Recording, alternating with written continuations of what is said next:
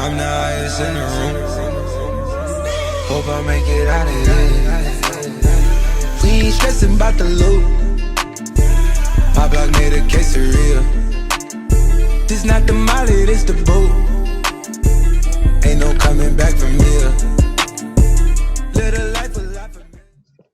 Welcome back, ladies and gentlemen, to another edition of Davin and Rush Sports Talk. For episode 35, we got a special treat for you guys. We're going to throw it back.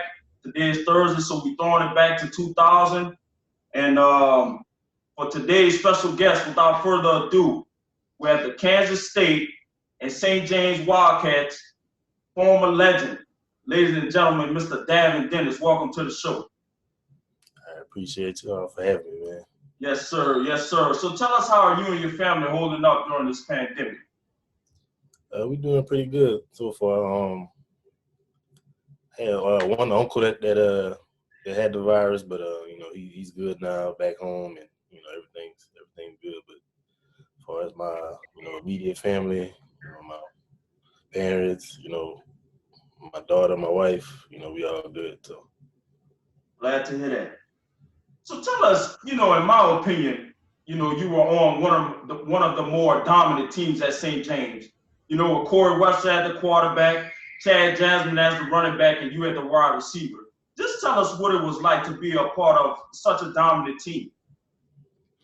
That particular season, that when we had Chad on the team, that was my freshman and sophomore year. So, say the '98 year, my sophomore year, that was Chad's senior year and Corey's junior year. I was more of a role player. I wasn't a starter on that team, so I had a couple of catches. I had one touchdown that year, one receiving touchdown. But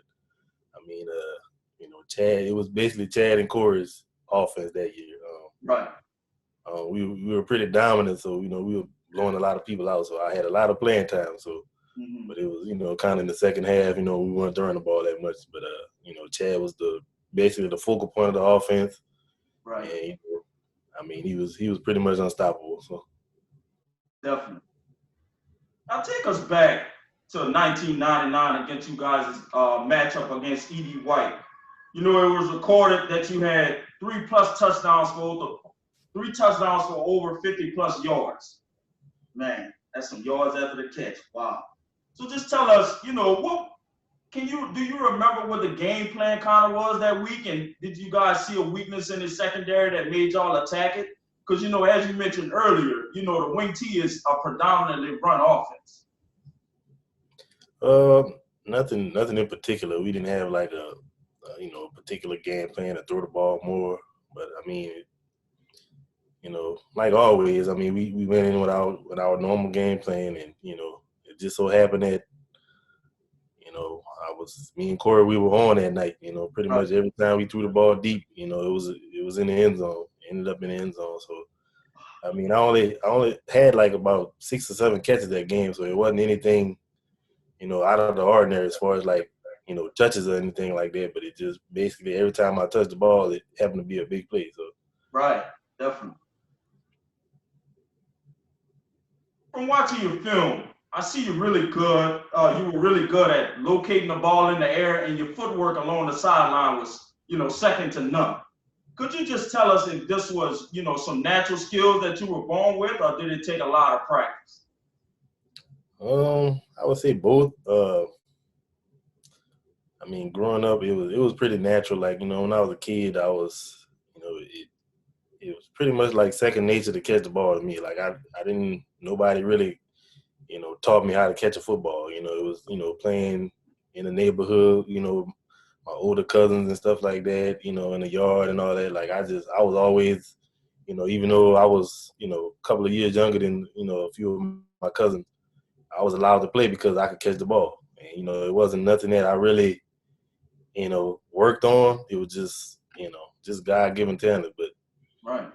As I got older, I kind of worked on my craft a little bit in high school. It wasn't as much as when I got to the next level in college. But, even when I got to high school, I guess you could look at my film and stuff like that. I still was pretty raw as far as catching the ball. Like I was body catching a lot of the balls, but you know, I still caught him and I made the plays. But, you know, so, you know, back then it was, you know, I guess catching the ball in a wing T offense, it wasn't really the focus.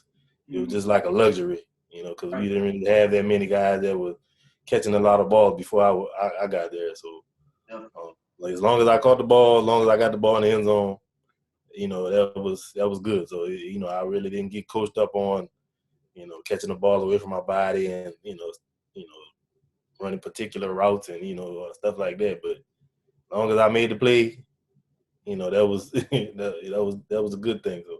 Right, definitely.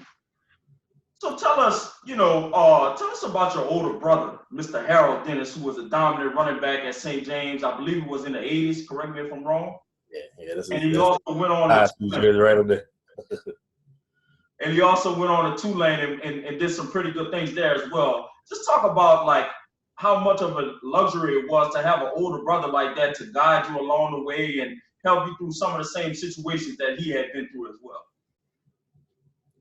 It was for me. It wasn't so much as him like really guiding me, you know, as far as like really giving me particular advice. It was more so just me seeing him out there, you know, going to the games and stuff like that. Especially when he was in college. When he was in high school, I was so young. He's I think 14 years older than I am. So, you know, I didn't really remember his high school career as much. But, you know, when he got to college, I could remember going to the games, you know, pretty much anytime they played like in the South, like in Alabama or Florida, or, you know, Mississippi, places like that, my parents would drive up to the game. So, you know, I actually got to see what it was like, you know, for my brother to be, you know, a college football player. So for me, it was always a dream of mine, and you know, I knew it could come true. You know, I knew it was a possibility. In fact, like I knew it would happen. Like that's the way I thought back then. Like I knew it. You know, I didn't really think that, you know, it was a possibility. Like as far as like maybe it might happen, I knew it would happen. Like that was my thinking back then because I saw him do it, so I knew my time would come. So just seeing him do it, you know, seeing him out there, you know, it was a reality for me just to see him, you know, actually out there playing and stuff. Right. So tell us, you know, out of high school, you know, I'm sure you had a few offers, but what led you to Kansas State? What was it about Kansas State that ultimately led you to spending 4 years there? But when I was in high school, I guess I think it was '98, my sophomore year.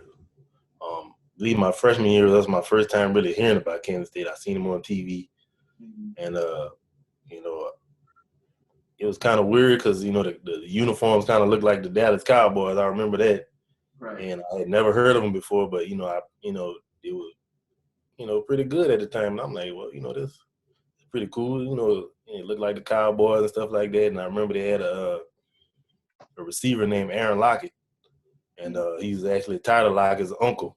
Right. And you know, he was a small guy. You know, at that time, my freshman year, I was about 5'6", 5'7", and Aaron Lockett was 5'7". I remember thinking that, like, wow, you know, he's playing in college and he's only 5'7". So, you know, if I don't grow anymore, I still have a chance to play in college, you know, college ball or whatever. So, wow.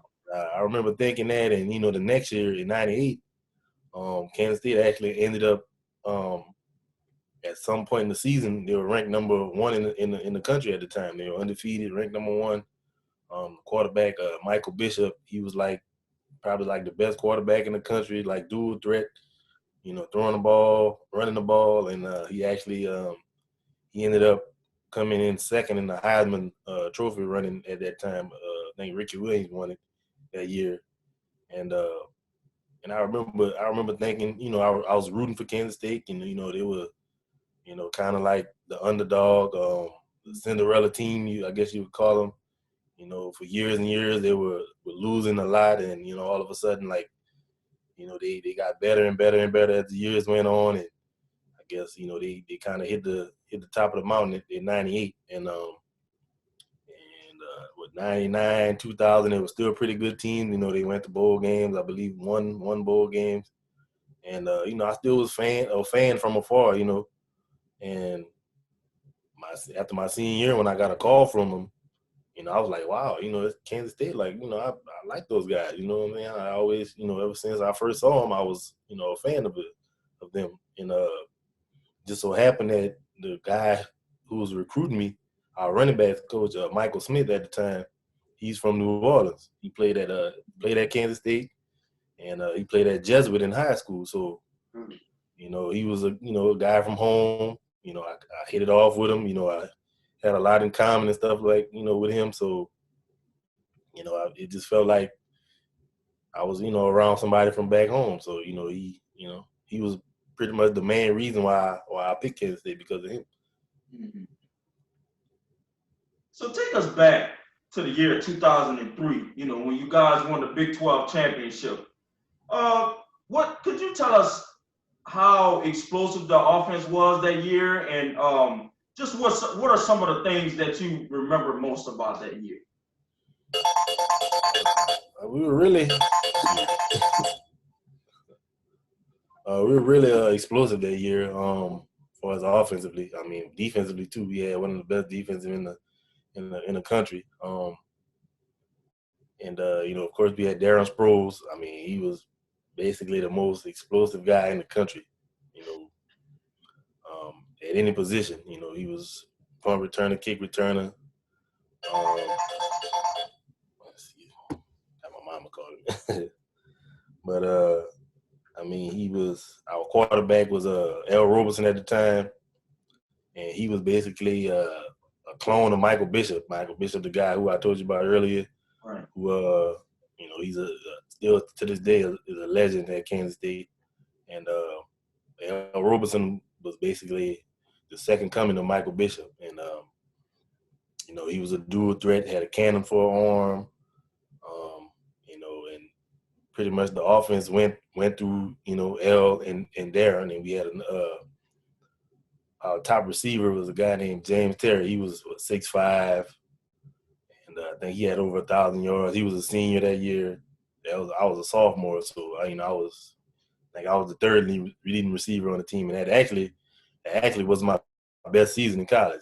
So we, like I said, we had a pretty explosive offense. So we spread the ball around to a lot of different people, but Sproles and L were basically, the offense went through those two guys. So would you say that you feel like you paved the way? Because St. James has had, after you, has had a lot of talented receivers come through. Desi Staub is one of the first ones to come to mind, who went and played at Minnesota. I think is his name, Wendell Octave, another one? Yeah, Wendell was the year after me. He was on the team. I played 2 years I was on the team with Wendell. And he started out at Donaldsonville. He transferred from Donaldsonville to St. James. And of course we ran the wing T, so we only, 99% of the time we only had one receiver on the field at a time. Right. So, and my senior year it was me, I was a starting receiver, Wendell was the backup, and Desi was playing on defense. So we were all three of us was on the team at the same time. And when I left, Wendell took over as a starting receiver, and he went on to play at Idaho, but starting only one year. And when he left, Desi took over at the receiver. So Desi was 2 years behind me. So Desi, started both ways his senior year. So would you say that you started that dominant one receiver trend at St. James? Would you say that you were the one who started that? I don't know. I wouldn't say I started it, but I guess I was the most successful at it because, I mean, I can remember when I was a kid going to the St. James games, and, they had a couple of receivers, that I looked up to. A guy named Maxwell Mumphrey. I remember the first year at St. James, we played in the Dome in '94. Like, he was the starting receiver at St. James, and I remember looking up to him as a kid. Like, he was, real acrobatic and stuff like that, diving, getting, touchdown catches, diving and catching the ball. And I think it was 2 years later they went to the Dome in '96. It was a guy named Jance Napoleon. And he was a converted running back. They put him at receiver, and he had a pretty successful year catching the ball. But when I came along, it was as far as the production and stuff like that, just kind of went to another level. And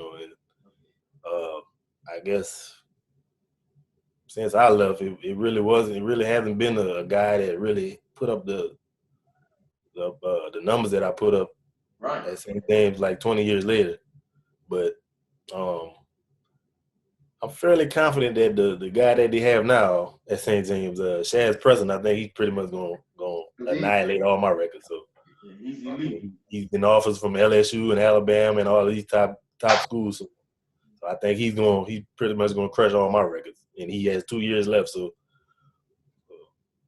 right, definitely. Well, that's all the questions I have for you. Netterville, the floor is now yours. So, Mr. Dennis, we all know the Big 12 is known for scoring a lot of points, right? So, how many touchdowns and receiving yards did you finish your collegiate career with at Kansas State?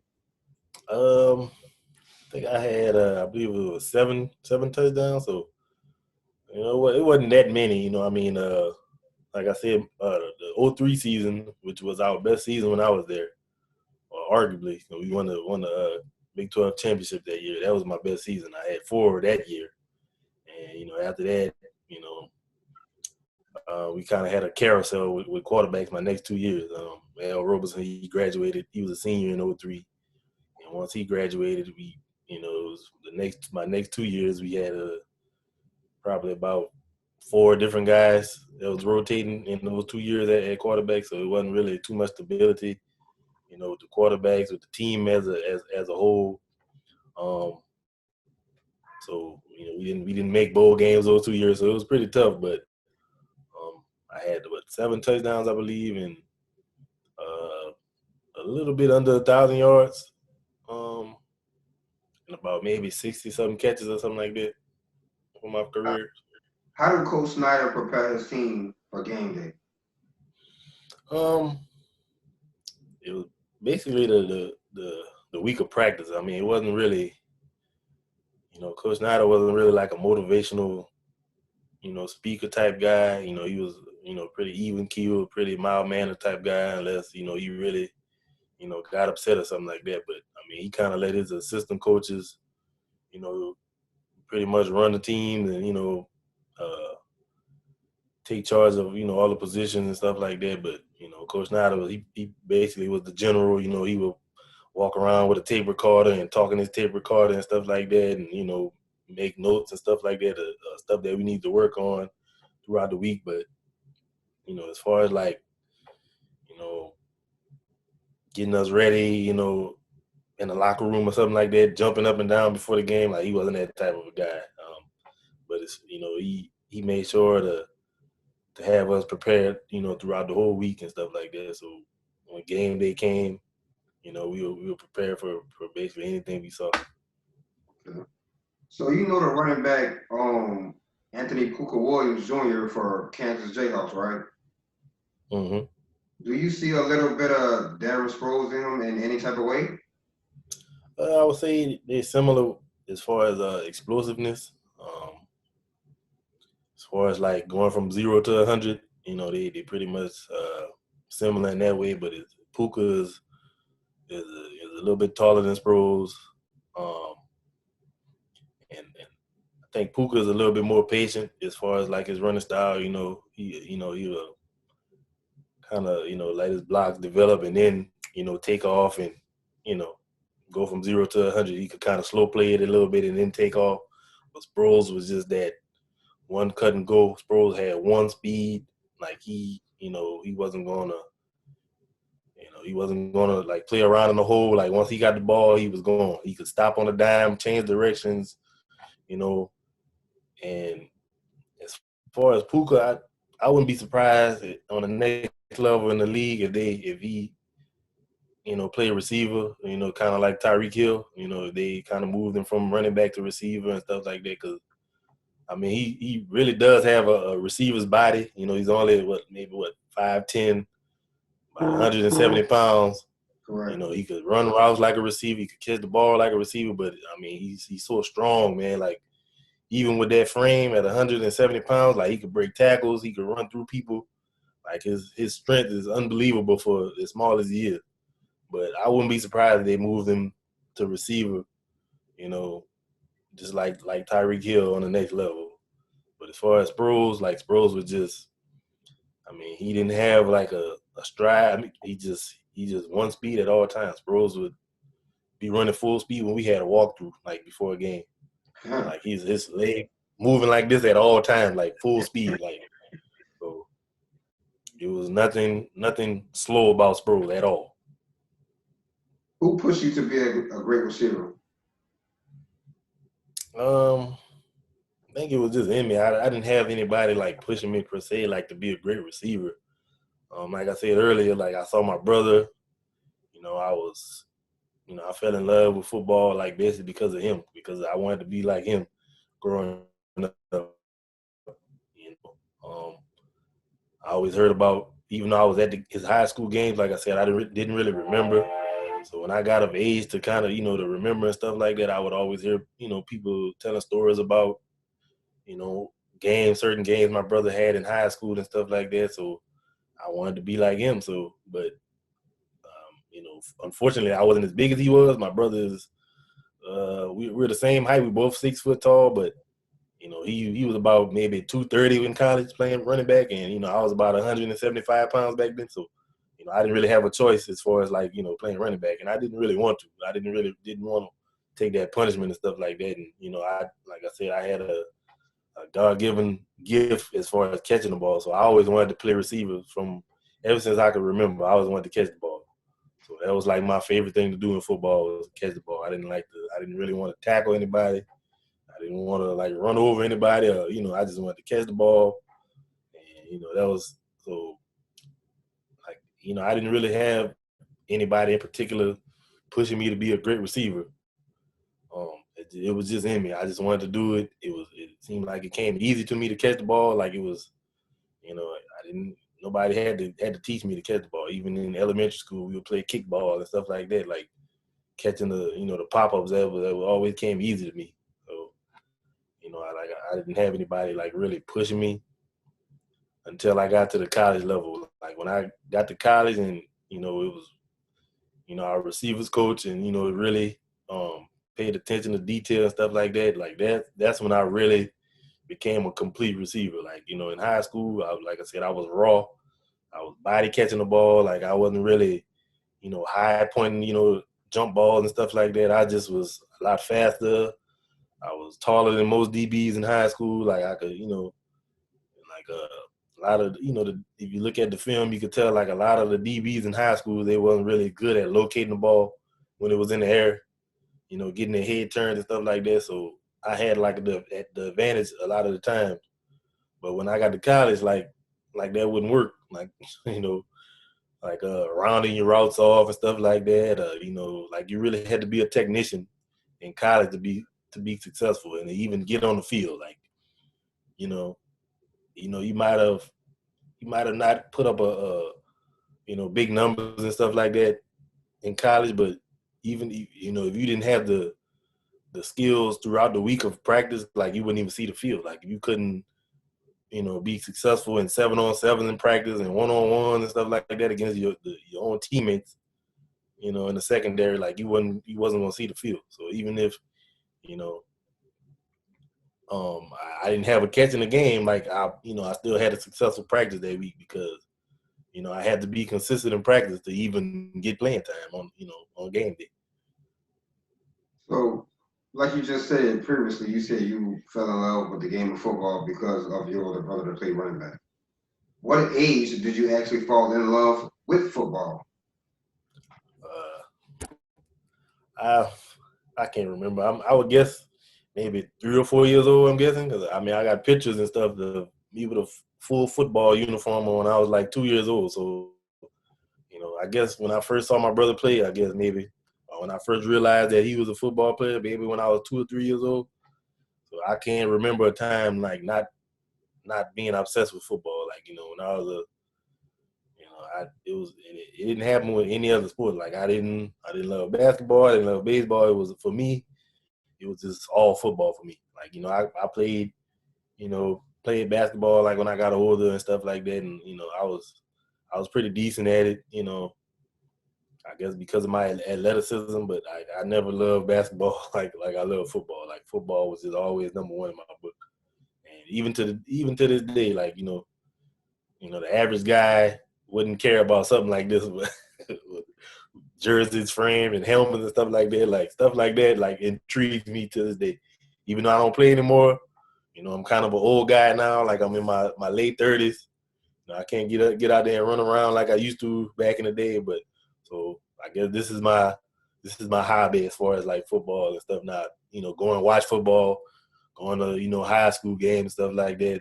And kind of in my spare time, like doing stuff like this. So I got a bunch of other jerseys that I haven't put up.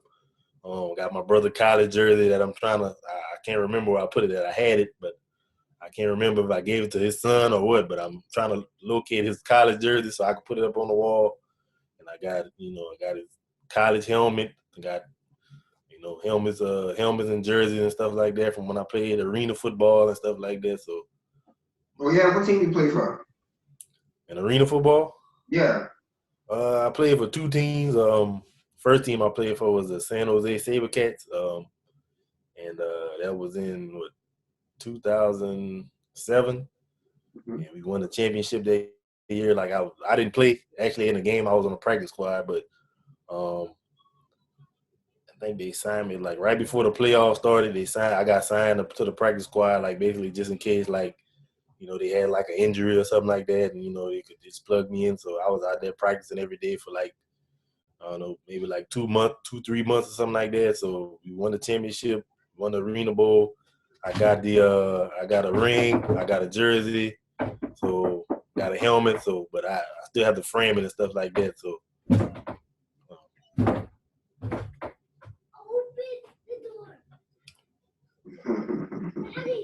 Hold on a second. Got my daughter trying to come in here, so hold on.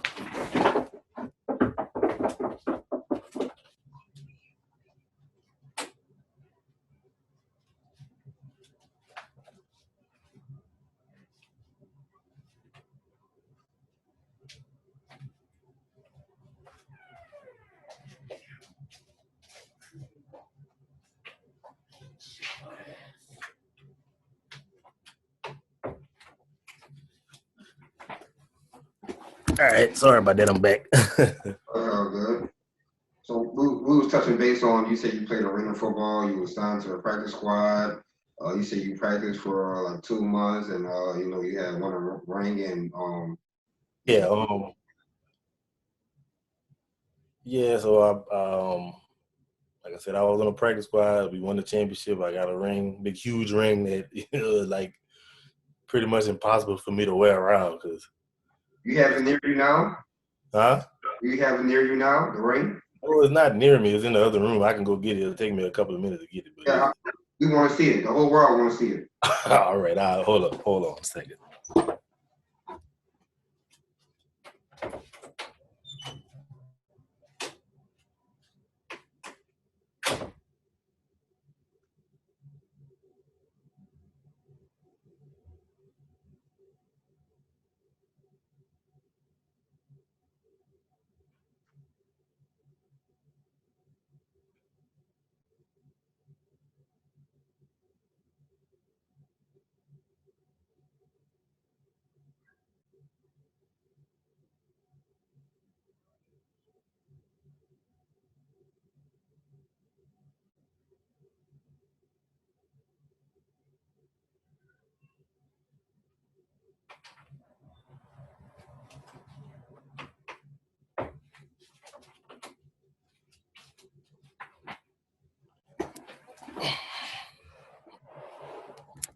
All right. Let's see.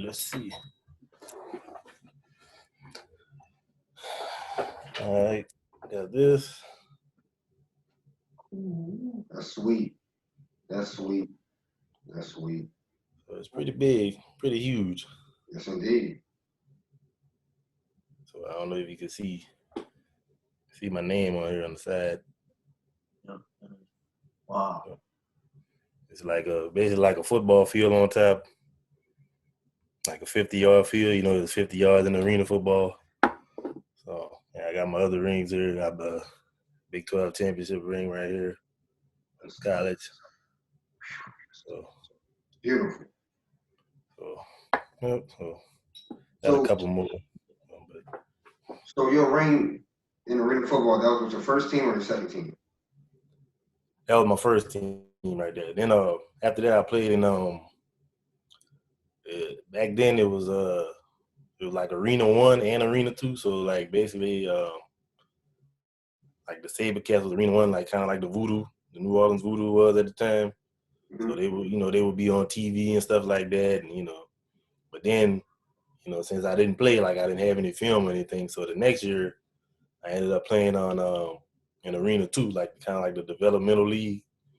So I played in there. I mean, I played, and I kind of had some success, but it didn't kind of go as well as I thought it would. I kind of got hurt, and me and the head coach at the time kind of clashed and all that. So I was basically done after that. So that was in '08. So I hadn't played organized football since 2008. So, but I got a couple of pictures and stuff like that. There you go, from the Peoria Pirates. So it was like the little pocket schedule that they made for the next season. Yes. Even though I wasn't on the team, like they somehow used my picture and put it on the next year for the 2009 season. Put my picture on the schedule and all that. So That's elite. That was pretty cool though. Yeah. Who was your hardest competition playing in the Big 12 in your time? Let's see. As far as team wise or individual? Yes, sir. Team wise. I guess I would say maybe Texas. I say Texas / Oklahoma, because you never beat Texas when I was there, so we lost them. Played them 2 years. Because it was at that time we had 2 divisions in the Big 12. We had the North and the South. So you wouldn't play. I think you would only play like but a couple of teams. We was in the North, that at that time, so we would only play like either Texas or Oklahoma. Like we wouldn't play them both in the same season, unless like we met up with one of them in the Big 12 championship game. But y'all played Texas or Oklahoma. Was they ranked in the top 25? I believe so. I think all years. I think it was 02 and 03 we played Texas. We lost them both years. Even we lost to Texas the year that we won the Big 12 championship in 03. And then we ended up meeting Oklahoma in the Big 12 championship game that year, and we beat them. They was undefeated, number 1 ranked.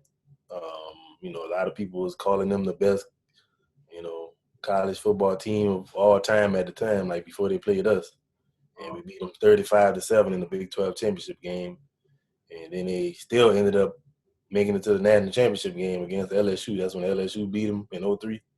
Mm-hmm. So even though they was like at that time, I guess the computer rankings was had like a lot of weight and stuff like that, and they was so far ahead of everybody else as far as the numbers in the computer. Even though we beat them, like they only dropped down to number 2. So they dropped from number 1 to number 2, and they still made it to the championship game, and they ended up losing to LSU. So your time at Kansas State, what was your academic major? I graduated in social science, so basically a general studies degree. But before that, I was a art major. But excuse me, it was kind of tough to keep up with my scheduling, as far as with in art, because I had a lot of outside projects and stuff like that, and it was kind of hard. It was kind of conflicting with football, so I dropped it after like a semester, and then I ended up with general studies or social science, graduated in that. So I hear you talk about art. That's a hobby of yours. Like you very elite when it comes down to drawing and things like that. No, I wouldn't say not anymore, but I haven't drawn in a long, long time. Like, I still have a couple of drawings and stuff like that, and painting and stuff that I had from back from college. And I believe I have some like a pad or something that I had from high school somewhere around here. But like high school and elementary school and stuff like that, like I drew a lot. But of course, it was mostly focused around football. So like I posted a few of them on my Instagram page and stuff like that, and on Facebook, a couple of my drawings. But all of those drawings are like 15, 20 years old. But so lately, I haven't been drawing anything lately. So I know my skills are really rusty right now. But you know, I have a couple paintings and stuff like that around here that I recently got out of my attic, and I forgot about, and there's a few things that at my parents' house that hadn't seen in a long time. But I didn't even know you had a Facebook. As soon as this interview over, I'm gonna go add you on Facebook as well. okay. So we follow each other on there as well when we upload the interview. So for my last question, what is your burning desire? I would say probably, I guess, raising my daughter. She's only 4 years old, so raising her, in the right way in order to become a productive citizen in life. Whatever field she chooses to be in, whether it be sports or whatever. Because the way it's looking right now, she's probably gonna be pretty athletic. So maybe she might play some sports or something like that. But if not, I'm still gonna support her and just try to influence her to become an independent person and depend upon herself. Have an education. Have her to be prepared in life as best as she can. So she don't have to depend on anybody. She be self-sufficient in whatever she chooses to do. Nice. Can you tell us your social media platforms so people who view this interview can follow you? It's Davin Dennis on Facebook, and Dav's Den on Instagram. That's DAVZDENN, Dav's Den. And I just recently got on Instagram, maybe like a month and a half ago or something like that. So. Oh, okay, cool. Yeah, I've been posting basically football stuff on there, old school football stuff on there, basically every day for a month and a half. So, I've been on Facebook for maybe 15 years or something like that. So. Wow. Well, man, we really appreciate you sitting down with us and having a conversation with us. I hope we were able to help you relive some of those moments, man, because I know you miss playing the game and different things of that sort. Yeah, I do miss it, bro. But I appreciate y'all reaching out to me. Sorry for the interruption from my daughter and all, but. Oh, it's okay, man. No problem. That's the way it is when you have young kids like that. So. Yes, sir. Yes, sir. Well, take care, man. We really appreciate it. And ladies and gentlemen, this will end episode 35 of Diamond and Russ Sports Talk. Thank you. All right, thank y'all for having me, man. Yes, sir.